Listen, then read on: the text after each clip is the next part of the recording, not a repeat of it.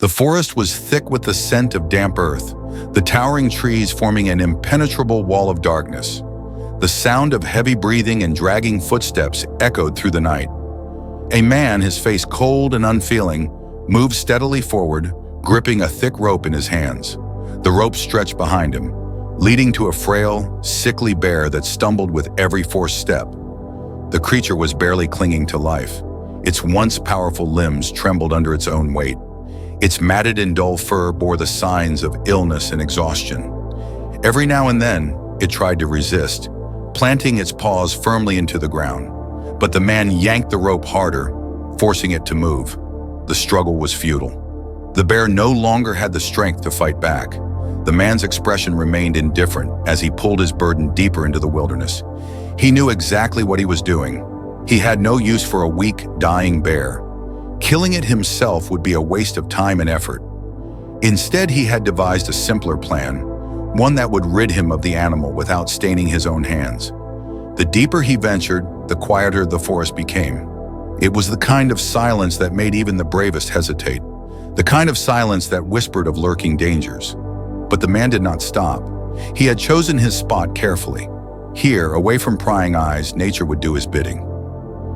Reaching a sturdy, gnarled tree in the heart of the woods, he stopped. Without a hint of hesitation, he tightened the rope around the bear's neck and secured it firmly to the tree trunk.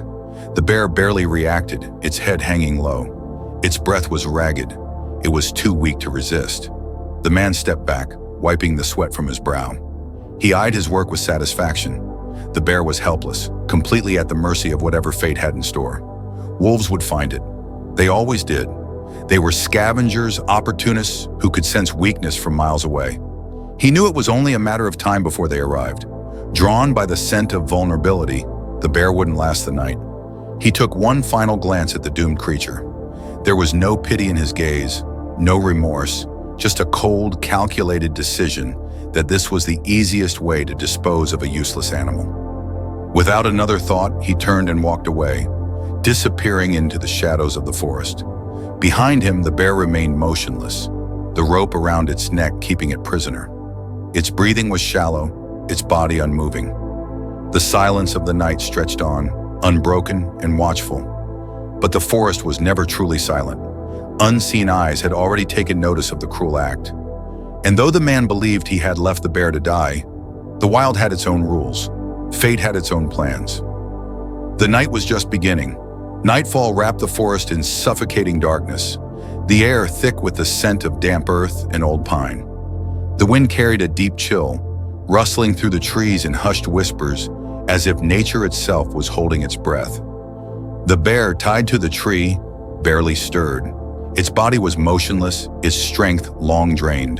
The tight rope around its neck restricted every movement, leaving it trapped, vulnerable, and waiting for an inevitable fate. Somewhere in the distance, a low howl shattered the silence. It was long and haunting, carried by the wind through the trees, sending a shiver through the night. The bear's ears twitched at the sound, but it lacked the energy to react. The howl was followed by another, then another, until the night was filled with eerie echoes. The message was clear. Wolves had caught its scent.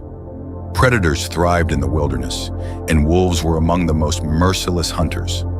They followed the laws of nature, preying on the weak, the sick, and the defenseless. The bear fit all three. It had no chance of escape. It wasn't just the illness weakening its body, but the cruel restraint of the rope that rendered it helpless. The undergrowth rustled, faint footfalls patted against the cold earth, drawing closer with each passing second. Then, glowing eyes appeared between the trees, golden and fierce, reflecting the faint moonlight. One pair, then two, then more. A pack had arrived, their bodies moving like shadows between the trees, their movements slow and deliberate. The wolves approached with caution, their instincts sharp. They had sensed something unnatural about the scene. A bear should not be standing still, tied to a tree, unable to flee. They knew something was wrong, but it did not matter. Hunger overruled hesitation. A bound, defenseless meal was a rare opportunity in the wild. The lead wolf took the first step forward, its nose twitching as it studied the bear. The others followed, moving in a calculated formation, surrounding the trapped beast. Their breaths came in soft huffs, their bodies tense with anticipation. The bear, aware of their presence, barely lifted its head. It did not have the strength to fight.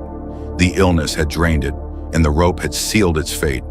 One wolf lunged forward, snapping its teeth inches from the bear's hind leg. Testing, taunting. The bear flinched but did not retaliate. It couldn't. The wolves took this as a sign of surrender, emboldened by the lack of resistance. Another wolf stepped closer, growling low, teeth glistening in the dim light.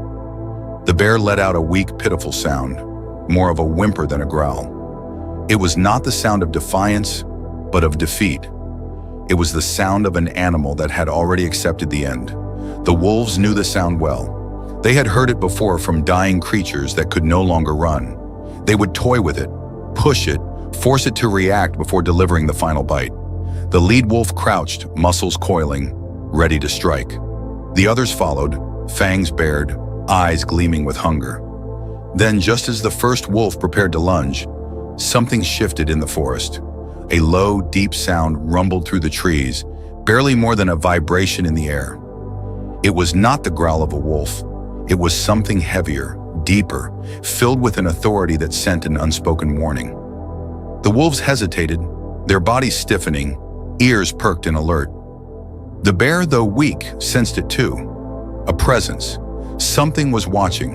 The wolves, now uneasy, turned their heads toward the shadows. The lead wolf snarled, unwilling to back down, but the others were more cautious. They had survived by trusting their instincts, and their instincts told them they were no longer the only hunters here. A rustling came from the darkness, not the small, darting movements of a scavenger, but something larger, heavier, more deliberate. The golden eyes of the wolves flickered with uncertainty. Something was coming, and it was not afraid. The wolves stood frozen, their instincts warring between hunger and caution.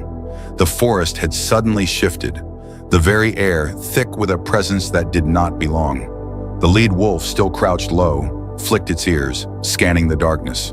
The others exchanged uncertain glances. Something was watching them, something powerful. A heavy footstep pressed against the cold earth, deliberate and slow. Then another.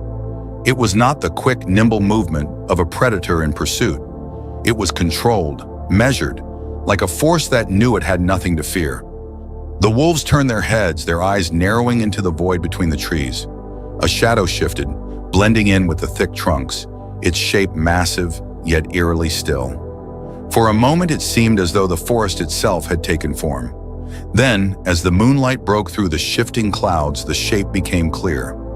A bear, not just any bear, a giant.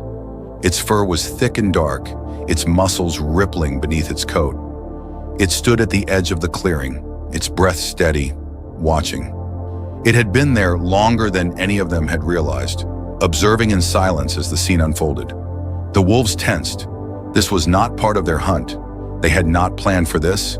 The sick bear, barely conscious, lifted its head just slightly, as if sensing something familiar. The massive bear took another step forward. It did not snarl. It did not charge.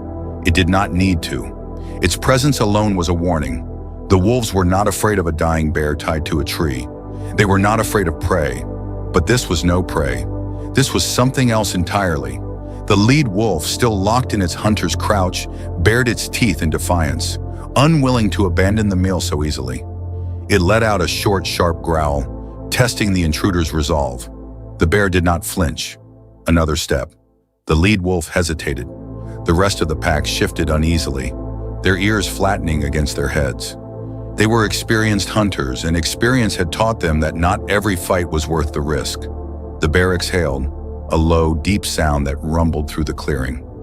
It was not a growl, not a threat. It was a statement. Leave. The wind shifted, rustling the trees. The wolves sniffed the air, their primal senses searching for an answer. The scent of sickness was still thick, but now mingled with it was something undeniable. Strength.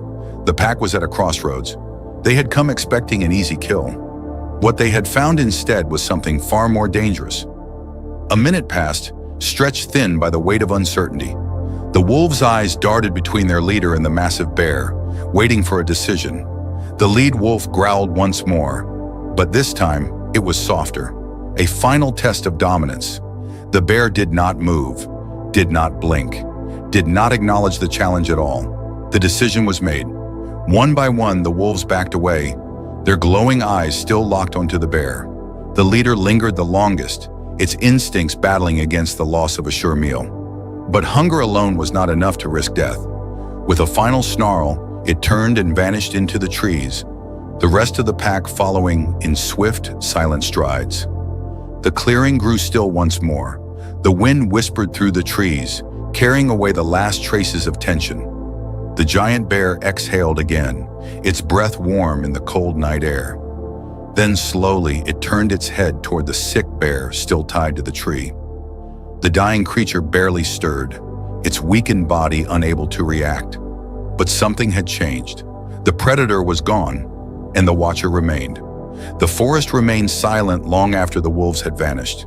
The air, once thick with tension, now held an eerie stillness. The massive bear, the silent protector, stood unmoving, its dark eyes fixed on the sick bear tied to the tree. It made no immediate move to leave, nor did it advance. It simply watched. The sick bear, barely clinging to life, let out a faint breath.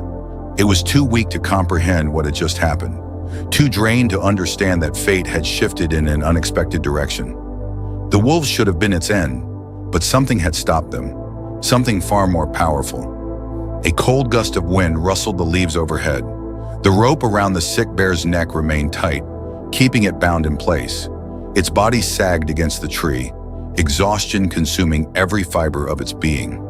If the wolves had not taken its life, time itself soon would. The large bear finally moved. Slowly, deliberately, it stepped forward, its massive paws pressing into the earth with weight that sent vibrations through the ground. It stopped a few feet away, its head tilting ever so slightly as it observed the weak creature before it. There was something in its eyes, not aggression, not hunger, but recognition. It had seen this bear before. The sick bear, despite its failing body, seemed to sense it too. It lifted its head weakly, its dull eyes locking onto the imposing figure standing before it. For the first time, a flicker of something surfaced in its gaze, a memory, distant and blurred. This was no stranger. This was a bear it had once known. Long ago, before sickness had drained its strength, before fate had turned against it, these two had crossed paths, not as allies, not as companions, but as rivals. They had once fought, fierce, brutal battles for dominance, for territory, for survival. They had clashed in the depths of the wild, each determined to prove its strength over the other. And now, in a cruel twist of fate, the once powerful challenger was nothing more than a dying shadow of itself. The roles had reversed.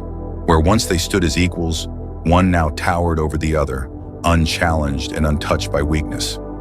The large bear exhaled, stepping even closer. It sniffed the air, its nostrils flaring as it took in the scent of illness, of frailty, of a creature on the edge of death. Instinct dictated that the weak should perish, that the strong should move forward without hesitation. But it did not attack. Instead, it lowered its head slightly, studying the tied bear with an expression that was unreadable. The sick bear let out a shallow breath, its body trembling from the weight of exhaustion. It did not fight, did not resist. There was nothing left to resist with.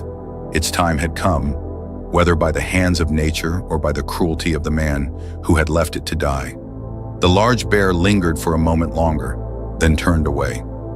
For a brief second, it seemed as though it would simply walk into the forest and vanish, leaving the sick bear behind to meet whatever fate awaited it. But it did not. Instead, it raised its powerful claws and swiped at the thick rope binding the bear to the tree. The rope did not snap immediately, but the impact loosened it, causing it to fray under the force. The bear swiped again, its claws tearing through the fibers. The rope weakened, strands pulling apart with every strike. Then, with one final movement, the restraint gave way. The sick bear collapsed to the ground, its body too weak to hold itself up without the tree's support. It let out a soft grunt, its breath ragged. For the first time in what felt like an eternity, it was no longer bound. It was free. The large bear did not linger. It turned away once more, walking toward the darkness of the forest, leaving the weak creature behind. It had done what it had come to do. Whatever unspoken bond had existed between them, whatever recognition had passed between their gazes, it was enough. The sick bear remained on the ground, unmoving, the weight of freedom pressing heavier than the rope ever had. It did not understand why it had been spared, why its old rival had chosen to release it instead of leaving it to die. All it knew was that fate had changed. The night stretched on, the wind whispering through the trees. Somewhere in the distance, the wolves still lurked, their glowing eyes watching from the shadows. But they did not return. They had already learned their lesson. The bear that should have died still lived, and the forest had not yet written the final chapter of its fate. The night stretched on, thick with silence, the kind that settled heavily over the trees, making every rustle of leaves sound deafening. The sick bear remained on the cold earth, its body too weak to move. Yet something inside it had shifted. It was no longer tied, no longer bound by the cruel rope that had ensured its death. But freedom meant nothing if the body could not rise to claim it. The large bear had disappeared into the darkness, leaving behind only the faint imprint of its massive paws in the dirt. The wolves, though lingering at a distance, had scattered for now. Yet the forest was never truly empty. It was a world of shifting predators, of unseen dangers waiting for the right moment. The sick bear inhaled shakily, the air burning against its dry throat. It knew it could not remain there for long. Weakness invited death. It had barely survived the wolves the first time. If they returned and found it still lying there, helpless and alone, there would be no hesitation, no silent watcher to send them away. Something rustled in the undergrowth. The bear's ears twitched, its muscles tensing despite the unbearable exhaustion weighing it down. Its vision blurred for a moment, the darkness closing in at the edges. The sickness had stolen its strength, but instinct still fought against it, the deep-rooted will to survive refusing to fade. The sound of footsteps grew louder. They were not the quiet, measured steps of a wolf, nor were they the heavy movements of another bear. They were sharp, purposeful, human. The man had returned. Through the trees, his shadow flickered in the dim moonlight, his boots crunching over the fallen leaves. He moved with confidence, his posture relaxed, as if he were already certain of what he would find. He expected death.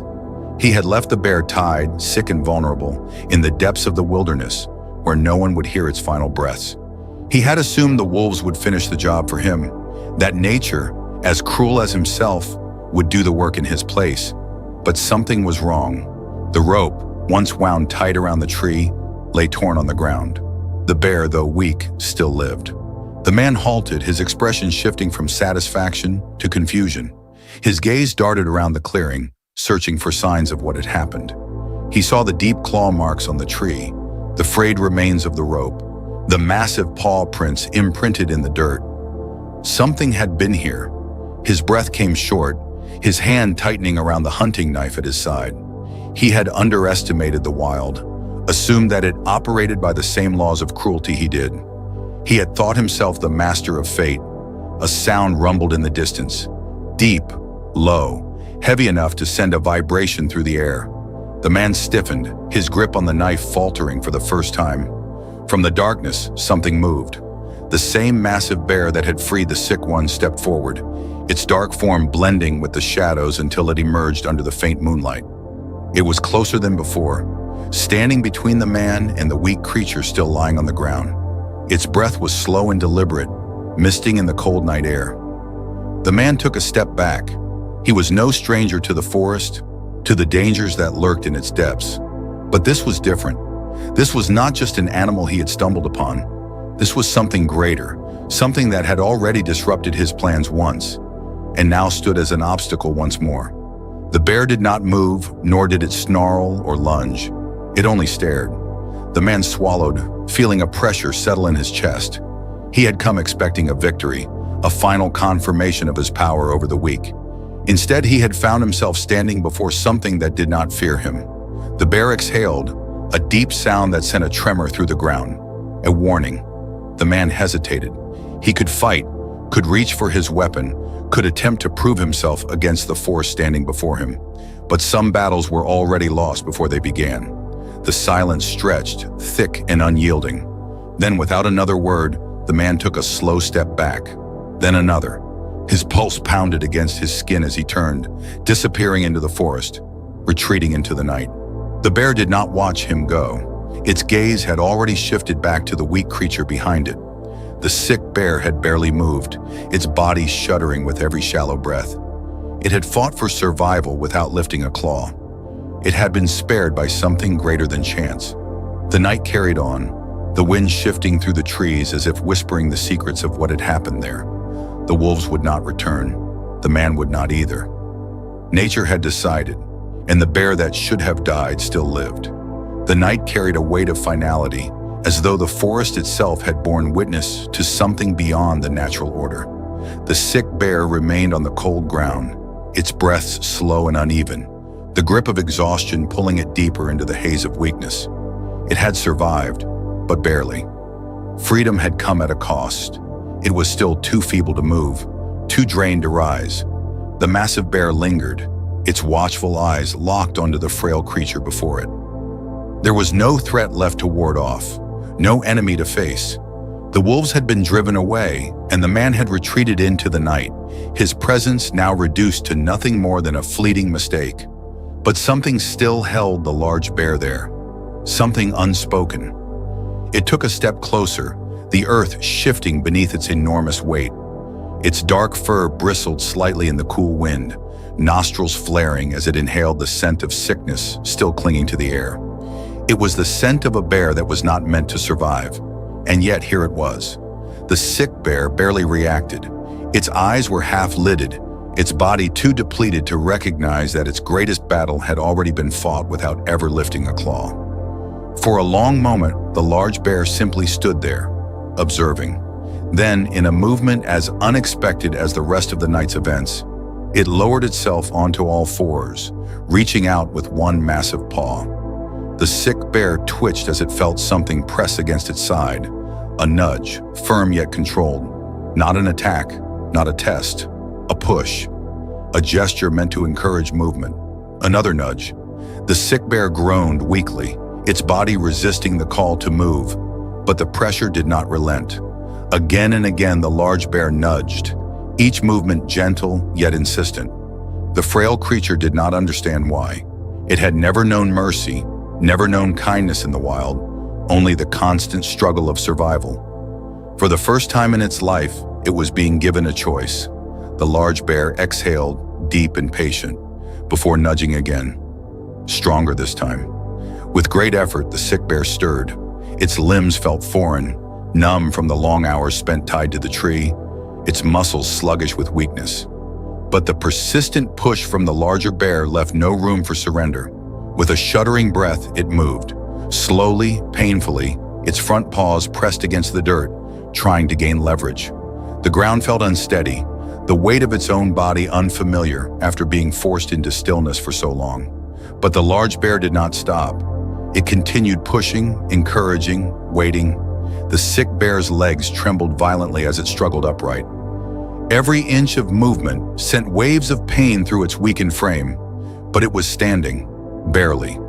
The large bear huffed in acknowledgement, its deep eyes scanning the frail body now upright before it. It was still weak, still on the verge of collapse, but it was no longer bound, no longer helpless. It had been given a chance, and nature did not grant second chances lightly. Then, as silently as it had arrived, the large bear turned away. The sick bear, still struggling to hold itself up, watched as the powerful creature walked toward the trees, its form fading into the shadows where it had first emerged. It did not look back. It had done what it had come to do. The sick bear remained standing, unsteady, uncertain. It did not understand what had just happened, why the bear that should have left it for dead had chosen to free it, to encourage it, to give it the will to move again. But understanding was not necessary. The forest did not need explanations. It only demanded survival. And for the first time in a long time, the sick bear had a chance. It took a shaky step forward, its paws pressing into the cold earth. The world felt different now. The silence of the trees no longer whispered death. The night, once heavy with impending doom, now carried a new promise, a promise of life. And though its body still trembled, though the weight of exhaustion still clung to its limbs, the sick bear did what it had never expected to do. It walked forward, one slow, painful step at a time, into the forest, into the unknown, but not into death, not tonight. Dawn broke slowly over the forest, casting a dull golden light through the canopy of trees. The air was crisp, carrying the scent of damp earth and pine. The world was waking, but the man who had left the bear for dead the night before was already moving. His boots crushed fallen leaves as he pushed his way through the underbrush. His mind set on only one thing: confirmation. He had left the bear tied, weak and defenseless, with no chance of survival. It should have been dead by now, its body torn apart by the wolves or left as a feast for scavengers. He had come back not out of concern, but out of curiosity. Would there be anything left of the bear at all? As he neared the clearing, his pace slowed. Something was wrong. He had expected to see remnants of his work. The broken body of the animal still bound to the tree, perhaps bloodied by the inevitable attack of the forest's predators. But there was nothing. The rope lay on the ground, torn apart. Deep claw marks marred the bark of the tree, clear signs that something or someone had intervened. His brows furrowed as his eyes scanned the area, searching for an answer. Then a chill ran down his spine. Massive paw prints covered the dirt, larger than those of the bear he had left behind.